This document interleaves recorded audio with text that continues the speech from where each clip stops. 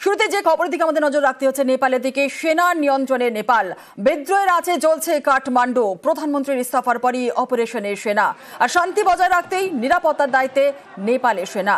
আগেই সাংসদদের পদ ছাড়ার বার্তা চিফ অফ আর্মি স্টাফের। সেনা নিয়ন্ত্রণে নেপাল, বিদ্রোহের আছে জ্বলছে কাঠমান্ডু। প্রধানমন্ত্রীর ইস্তফার পরই অপারেশনের সেনা, আর শান্তি বজায় রাখতেই নিরাপত্তার দায়িত্বে নেপালের সেনা। আগেই সাংসদদের পদ ছাড়ার বার্তা চিফ অফ আর্মি স্টাফের। এই প্রশ্ন কিন্তু উঠছে, তাহলে কি সেনা শাসনের পথে এভারেস্টের দেশ? সেনা নিয়ন্ত্রণে নেপাল, বিদ্রোহের আছে জ্বলছে কাঠমান্ডু। প্রধানমন্ত্রীর ইস্তফার পরই অপারেশনের সেনা, শান্তি বজায় রাখতে নিরাপত্তার দায়িত্বে নেপালের সেনা। মৈত্রেয়ী রয়েছে আমাদের সঙ্গে, আমাদের প্রতিনিধি মৈত্রেয়ী। সেনা নিয়ন্ত্রণে নেপাল, বিদ্রোহের আঁচ জ্বলছে কাঠমান্ডু। প্রধানমন্ত্রীর ইস্তফার পরেই অপারেশনের সেনা, কি আপডেট পাচ্ছি আমরা? দেখো, সেনার নিয়ন্ত্রণে আপাতত গিয়েছে, তার কারণ প্রধানমন্ত্রী এবং রাষ্ট্রপতি তাদের দুজনের এখন সেনার নিয়ন্ত্রণে চলে গিয়েছে নেপাল। এবং যেটা মনে করা হচ্ছে যে নেপাল সেনাবাহিনীর তরফ থেকে বার করে আবেদন জানানো হয়েছে যাতে আলোচনার মাধ্যমে এই পরিস্থিতি স্বাভাবিক হয়। কিন্তু কালকে গভীর রাত পর্যন্ত দেখা গিয়েছে যে বিক্ষোভকারীরা তারা রাস্তায় নেমেছে, তারা অগ্নিসংযোগ করে দিয়েছে একাধিক বিল্ডিং এ। কিন্তু দেখার যে আজকে পরিস্থিতি অনেকটা নিয়ন্ত্রণে আসে কিনা এবং সেনাবাহিনীর তরফ থেকে কোনো পদক্ষেপ আজকে নেওয়া হয় কিনা। একেবারে আজকের বেলা যত গড়াবে পরিস্থিতি কি হবে, অবশ্যই সেদিকে আমাদের নজর থাকবে। সেনা নিয়ন্ত্রণে নেপাল রয়েছে, বিদ্রোহের আঁচে চলছে কাঠমান্ডু। আমাদের সঙ্গে এই মুহূর্তে টেলিফোন লাইনে রয়েছেন সম্পূর্ণা গোস্বামী, আন্তর্জাতিক সম্পর্ক বিশেষজ্ঞ। আপনাকে স্বাগত। একটা প্রশ্ন জানতে চাইবো আপনার কাছে, যে শান্তি বজায় রাখতে নিরাপত্তার দায়িত্বে নেপালের সেনা, তাহলে কি সেনা শাসনের পথে যাচ্ছে নেপাল? দেখুন, সেনা শাসনের পথে নেপাল যাবে কিনা এটা বলাটা একটা খুবই কঠিন এই মুহূর্তে। তার কারণ হচ্ছে দুটো বিষয় আছে। এক, নেপাল এখন এই মুহূর্তে হচ্ছে সরকারবিহীন একটা রাষ্ট্র। তো সেই জায়গায় দাঁড়িয়ে বেসিক ল অ্যান্ড অর্ডার বা সিকিউরিটি এটা সেনাকে ধরতেই হবে হালকা। কারণ আমরা জানি যে যখন সরকার থাকে না তখন পুলিশ বলে কিছু থাকে না, আর্মি বা সেনা থেকে যায়। কনস্টিটিউশনে সেরকমই প্রভিশন থাকে এবং সেই কারণেই এখন এই মুহূর্তে ল অর্ডার সিকিউরিটি সমস্ত কিছু কিন্তু সেনার হাতে রয়েছে। দ্বিতীয় বিষয়টা হচ্ছে যে দেখুন, আমি কাল থেকে নেপালের বিভিন্ন মানুষ মানে জনতার তাদের ফেসবুকের যে পোস্ট বা বিভিন্ন মাধ্যমে যেটা জানতে পারছি যে সেখানকার মানুষ কিন্তু কোনো রকম কোনো ইম্পোজ সরকার আর চায় না। তারা কিন্তু ইলেকশনের মাধ্যমে নতুন সরকার গঠন করতে চাইছে। তো আমরা যেটা প্রথমে ভেবেছিলাম যে রাজতন্ত্র আসবে, সেরকমও কিন্তু নয়। সেখানকার সমস্ত বা জেনজিরা বিশেষ করে কিন্তু রাজতন্ত্র চাইছে না। এবং সেখানকার মানুষ এই মুহূর্তে যেটা চাইছে সেটা হচ্ছে কিছুদিনের জন্য সেনা হাল ধরুক এবং সেনা সেখানে ফ্রি অ্যান্ড ফেয়ার ইলেকশনের মাধ্যমে একটা নতুন গণতান্ত্রিক সরকার গঠিত হোক। তো আমার মনে হয় না যে এখানে যেটা আমরা তথাকথিত সেনা শাসন হিসাবে জানি, যেটা পাকিস্তানে দেখে থাকি বা বাংলাদেশে যেটার ইতিহাস আছে বা মায়ানমারে যে সেনা শাসন চলছে, সেই রকম সেনা শাসন হয়তো এই মুহূর্তে নেপালে থাকবে না। কিন্তু ইন্টারিম ল অ্যান্ড অর্ডার বা গভর্নেন্সের দায়িত্ব হয়তো সেনা নেবে এবং সেখানকার মানুষ যেভাবে ইলেকশন চাইছে, আমার মনে হয় যে সেরকম ভাবে একটা ইলেকশনের মাধ্যমেই কিন্তু সেখানে একটা গভর্নমেন্ট চিহ্নিত বা গঠিত হবে। বেশ, ধন্যবাদ। জ্বলছে এভারেস্টের দেশ এবং বিদ্রোহের আগুন নেভাতেই ময়দানে সেনা। সেনার দখলে কাঠমান্ডুর বেশিরভাগ এলাকায় মুহূর্তে রয়েছে। পশুপতিনাথ মন্দিরেও কিন্তু নিরাপত্তায় রয়েছে সেনা। শান্তি বজায় রাখতে নিরাপত্তার দায়িত্বে নেপালের সেনা এবং নিরাপত্তার দায়িত্ব নিয়েই কিন্তু অপারেশনে নেপালের সেনা।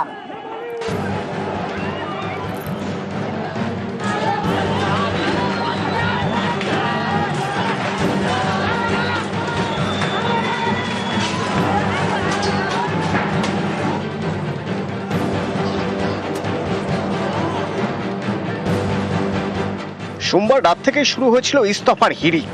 আসলে কেউই আর এই সরকারের সঙ্গে নিজের নাম জড়াতে চাইছিলেন না, কিন্তু পদ ছেড়েও ছাড় মিলল কই? প্রধানমন্ত্রীর বাড়িতে জ্বলল আগুন।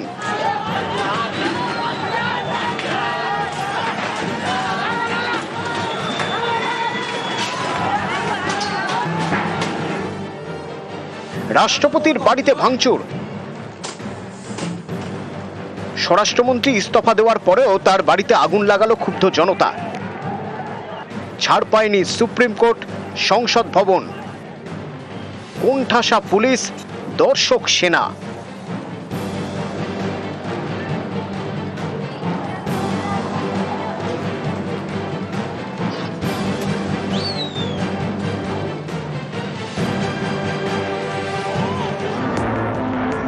জেনজির আন্দোলনে সোশ্যাল মিডিয়ার ব্যান তুলে নিয়েছিল ওলি সরকার, কিন্তু ততক্ষণে যা হওয়ার হয়ে গিয়েছে। 19টি তাজা প্রাণ চলে যাওয়া মেনে নিতে পারেননি আন্দোলনকারীরা। মঙ্গলবার সকাল থেকেই নতুন করে জ্বলল আগুন। যত সময় যায় জনরোষ বাড়ে। দুপুরে নিরুপায় কেপি শর্মা ওলি ইস্তফা দেন প্রধানমন্ত্রীর পদ থেকে। সঙ্গে সঙ্গে তা গৃহীতও হয়ে যায়। তাতেও লাভ হয়নি। চৌরাস্তায় হাতুড়ি পড়ে ওলির মূর্তিতে।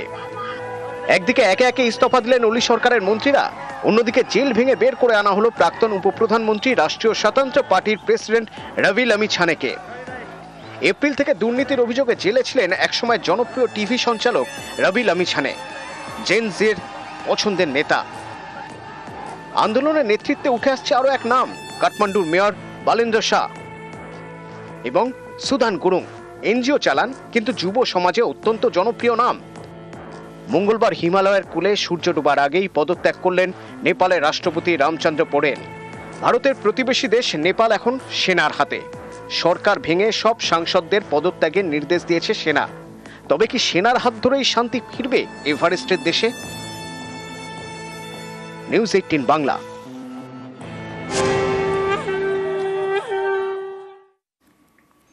গণবিদ্রোহে জ্বলছে নেপাল। অগ্নিগর্ভ দেশকে দেখে উদ্বিগ্ন নেপালি পরিযায়ীরা। বোলপুরের রাত পাহারায় কর্মরত নেপালের 25 বাসিন্দা। ইন্টারনেট পরিষেবা বন্ধ রয়েছে সেখানে। স্বাভাবিকভাবেই পরিবারের সঙ্গে তারা যোগাযোগ করতে পারছেন না। আর পরিবারের লোকজন যারা রয়েছেন, সদস্যরা রয়েছেন, তারা উৎকণ্ঠায় রয়েছেন। বোলপুরের নেপালি পরিযায়ীরা যারা রয়েছেন, তাদের পরিবারের লোকজনরা উৎকণ্ঠায় রয়েছেন, কারণ গণবিদ্রোহে জ্বলছে নেপাল। অগ্নিগর্ভ দেশকে দেখে উদ্বিগ্ন নেপালি পরিযায়ীরা। ইন্দ্রজিৎ রোজ রয়েছে আমাদের সঙ্গে। ইন্দ্রজিতের কাছ থেকে একটু বিস্তারিত জানার চেষ্টা করব। ইন্দ্রজিৎ, যেভাবে যেমনটা আমি বলছিলাম যে 25 জন বাসিন্দা, নেপালের 25 জন বাসিন্দা তারা কর্মরত ছিলেন, তারা পরিবারের সঙ্গে যোগাযোগ করতে পারছেন না ইন্টারনেট পরিষেবার জন্য। সর্বশেষ আপডেট কি পাওয়া যাচ্ছে? যেটা বলে রাখবো, যে পরিস্থিতির শিকার হয়েছে নেপালে এখানকার অর্থাৎ বোলপুরে বেশ কিছু মানুষ রয়েছে যারা নেপালের বাসিন্দা। তারা এখানে জীবন জীবিকা নির্বাহ করে এবং তারা কিন্তু তাদের পরিবারের সঙ্গে কোনোভাবেই তারা যোগাযোগ করতে পারছে না।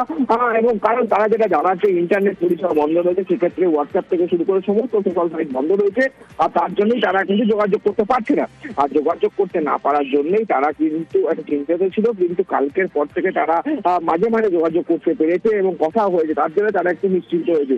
যদিও তারা যেটা জানাচ্ছে, যেভাবে নেপালে যে ঘটনা ঘটেছে, সংসদ ভবনে আগুন থেকে আন্দোলন, বিক্ষোভ, সবটাই তারা দেখেছে টিভির মাধ্যমে। আর তাতেই তারা কিছুটা আতঙ্কিত হয়ে পড়েছিল এবং নেপালে যারা তাদের পরিবারের লোকজন রয়েছে তাদেরকে তারা সাবধানে থাকতে বলছে। অন্যদিকে তারা যেটা জানাচ্ছে যে নেপালের যে সরকার, সেই সরকার যেহেতু দুর্নীতিগ্রস্ত হয়ে গেছিল, আর তার জেলে যেহেতু সরে গেছে, ভালো হয়েছে।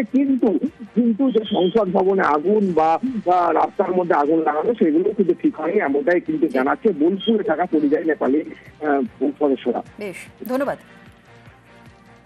এখন আমি তো অনেকই চিন্তা আছে, কিন্তু নেপালে অনেক দুঃখ আছে। 20 জনের মতো এলো ওই জন্য। আর একটা এখন খুশি খবর বেরিয়ে আছে, মানে সংসদ ভবন সবকে বাহার নিকালানো করানো হয়েছে আজকে অনেক জেনজি পুস্তার জন্য। আর এখন নতুন আসে লোক নে কিছু করবে জন্য, আশা প্রতীক্ষা করার জন্য ধৈর্য ধারণা করছে। চিন্তা তো বহুত, অনেক চিন্তা করা। বউ মাকে ফোন করতে হবে, আর ছেলে লোককে ফোন করতে হবে। সবাই বাড়ি চিন্তা আছে, বাইরে যাওয়ার জন্য টাকা পয়সা বি নাই। ফেসবুক বন্ধ হয়ে গেল, কই বাড়িতে মেয়ে লোক কথা হচ্ছে না। অনেক চিন্তা আছে। আমরা শান্তি সুবিধা তো ওইটাই চাইছি আমরা, আর ওইটা শান্ত হবে। আমরা এখানে অনেক চিন্তায় আছি। পরিবার ঘরে অনেক দিন দিয়ে কথা বলতে হয় নাই। 4 তারিখ থেকে কথা বলতে পারি নাই। ফেসবুক, হোয়াটসঅ্যাপ, ইমো সব বন্ধ ছিল। ঘরে অনেক অসুবিধা হয়েছিল। কি হয়েছে না হয়েছে কিছু জানা শোনা হয় নাই। লোকগুলো ছেলেগুলো যে আন্দোলন করেছে ওটা একটা সফল হয়েছে, কিন্তু সংসদ ভবন সিংহদরবার আগুন লাগানো তো উচিত নাই। আমরা খুব অসুবিধায় ছিলাম। আমরা যে ইন্টারনেট, ফেসবুক বা হোয়াটসঅ্যাপ সবাই বন্ধ করে দিয়েছিল। আমাদের নেপালে যে এখনই যে পরিস্থিতি আছে, যে নেতাগুলো আছে সেরা সবাই একদম চোর, ভালো নাই এটা। এই জন্য আজকে যে কাজ হয়েছে সেটা খুব ভালো হলো। আর একটা আমার দুঃখ হলো কি আমরা যে 19-20 জন লোক মরা হলো, এটার আমরা খুব দুঃখ আছে। আর দেশের যা হবে এখনই, আর নতুন লোক আসবে, অনেক চিন্তা আছে পরিবার জন্য। আমরা 2-3 দিন ধরে 4 দিন হয়েছে, আমরা 4 তারিখ থেকে আমরা কথা বলতে পারি নাই। আমাদের কি হচ্ছে না হচ্ছে আমরা কিছু জানা ছিল না। এই লোক আছে একে সবকে তাড়াইতে হবে, না হলে একে মারলেই ভালো হবে। বাংলা নেপাল সীমান্তের খুব কাছেই ক্ষোভের আঁচ। শিলিগুড়ির পানি ট্যাঙ্কি থেকে 200 মিটার দূরে হামলা চালায় আন্দোলনকারীরা। ভাঙচুর করে আগুন ধরিয়ে দেয় সংসদের বাড়ি, অফিসে। বন্ধ সীমান্ত, বন্ধ বাণিজ্য।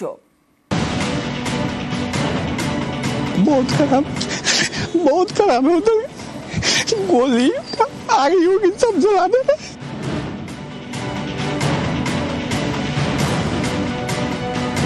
শিলিগুড়ির পানি ট্যাঙ্কি, এখান থেকেই শুরু নেপাল সীমান্ত। সীমান্তের খুব কাছেই ক্ষোভের আঁচ। পানি ট্যাঙ্কি থেকে প্রায় 200 মিটার দূরেই মঙ্গলবার হামলা চালায় বিক্ষোভকারীরা। তাণ্ডব চালায় সাংসদের বাড়িতে, আগুন ধরিয়ে দেয় সরকারি দপ্তরে। ওপারের অশান্তির ধোঁয়া দেখা যায় এপার থেকেও।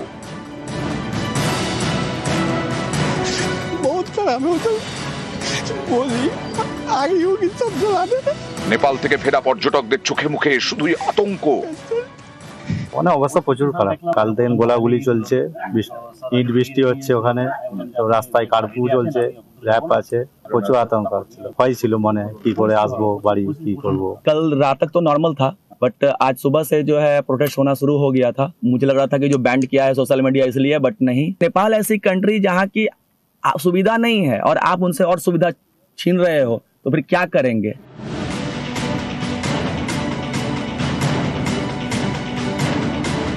সীমান্তের ওপারে অশান্তি, সীমান্তে ব্যবসাও বন্ধ।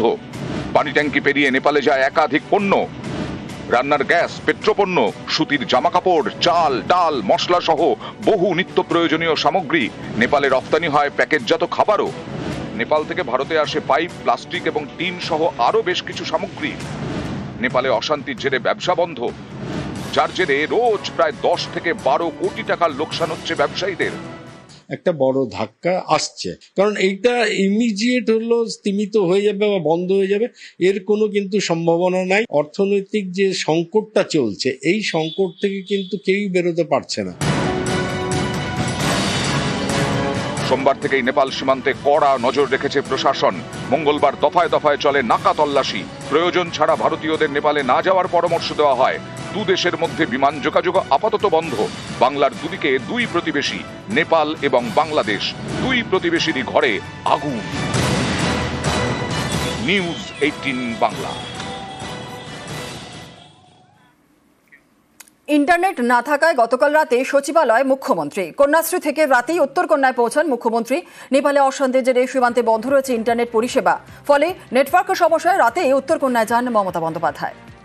মমতা বন্দ্যোপাধ্যায় এই মুহূর্তে যিনি থাকেন সেই জায়গা ছেড়ে দিয়ে উত্তরকন্যায় উত্তরবঙ্গের সচিবালয়ে এসে উপস্থিত হয়েছেন। তিনি বসে আছেন নিজের ঘরে এবং আচমকা তিনি এই আসাতে গোটা প্রশাসন তটস্থ হয়ে গেছে। তার কারণ মুখ্যমন্ত্রী এসে বসে গেছেন এবং তার সঙ্গে অরূপ বিশ্বাস রয়েছেন। এই মুহূর্তে অরূপ বিশ্বাস আমার সঙ্গে রয়েছেন। অরূপ, কেন আপনার এখন আচমকা এত মধ্যরাত্রে এসে এখানে উপস্থিত হয়েছেন, কি কারণ? আপনারা জানেন যে আমাদের যিনি রাজ্যের মুখ্যমন্ত্রী মমতা বন্দ্যোপাধ্যায়, তিনি উত্তরবঙ্গ সফরে এসেছেন এবং আমরা যেখানে তিনি থাকেন সেটা হচ্ছে কন্যাশ্রী।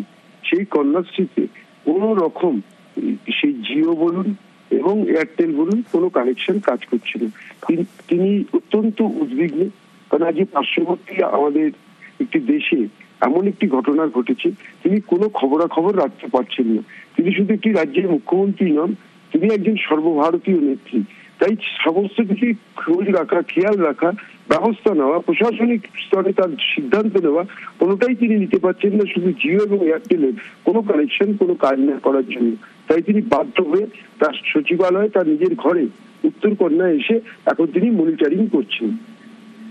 এই মুহূর্তে মুখ্যমন্ত্রী এসে উত্তরকন্যা উপস্থিত হয়েছেন এবং প্রায় মধ্যরাত্রি এবং প্রশাসনের কর্তা ব্যক্তিদের পরের পর ফোন আসতে শুরু করেছে এবং মুখ্যমন্ত্রী নিজে এসে বসে আছেন চেয়ারে এবং গোটা এলাকা জুড়ে গোটা এলাকা থেকে ইতিমধ্যে পুলিশের উচ্চপদস্থ আধিকারিকরা আসতে শুরু করেছেন। পুলিশ কমিশনার সুধাকর এসছেন এবং তার ডাইরেক্টর সিকিউরিটির যারা আছেন আইপিএস অফিসার তারা আসতে শুরু করেছেন।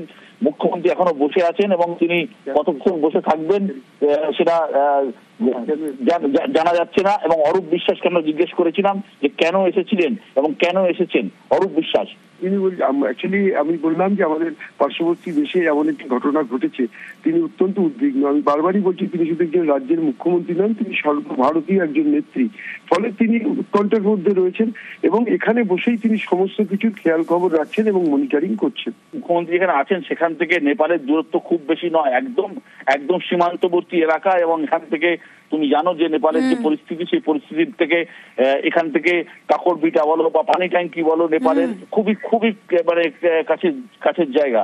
সুতরাং তিনি খুবই উদ্বিগ্ন এবং যেহেতু কোনো কানেকশন নেই সেহেতু তিনি নিজের জায়গা ছেড়ে এসে সচিবালয়ে বসে রয়েছেন।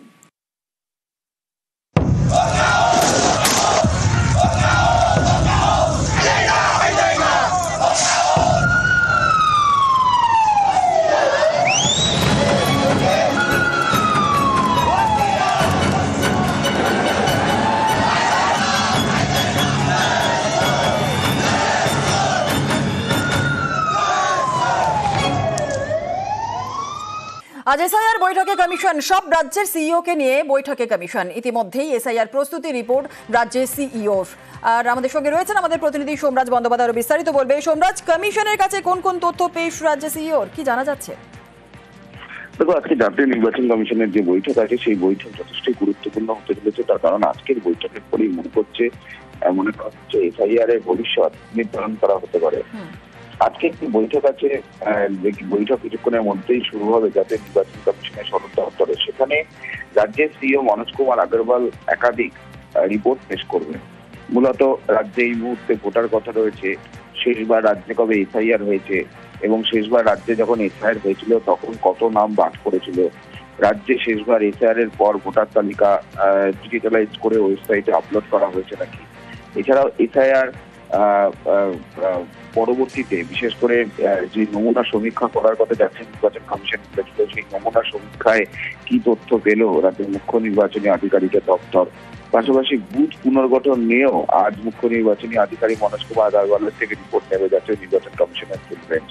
অর্থাৎ মূলত স্পেশাল ইন্টেনসিভ রিভিশনকে কেন্দ্র করেই কমিশনের এই বৈঠক, যে বৈঠকে রাজ্যের মুখ্য নির্বাচনী আধিকারিক মনোজ কুমার আগরওয়াল 10টি পয়েন্টে একটি পাওয়ার পয়েন্ট প্রেজেন্টেশন করবেন রাজ্যের সামগ্রিক পরিস্থিতি নিয়ে এবং রাজ্য কতটা প্রস্তুত হয়েছে স্পেশাল ইন্টেনসিভ রিভিশন বলে তা নিয়ে বিস্তারিত তথ্য তুলে ধরবেন আজকের এই বৈঠকে। বেশ, ধন্যবাদ। মদ্যপ অবস্থায় মহিলাকে গালিগালাজ, কটূক্তি, মদ্যপানে প্রতিবাদ করায় ক্ষোভ। মহিলার শ্বশুরকে ধারালো অস্ত্রের কোপ, আক্রান্ত সাধন নস্কর কলকাতার হাসপাতালে ভর্তি। বাসন্তীর 5 পাড়ার ঘটনায় পলাতক অভিযুক্ত বিজয় নস্কর।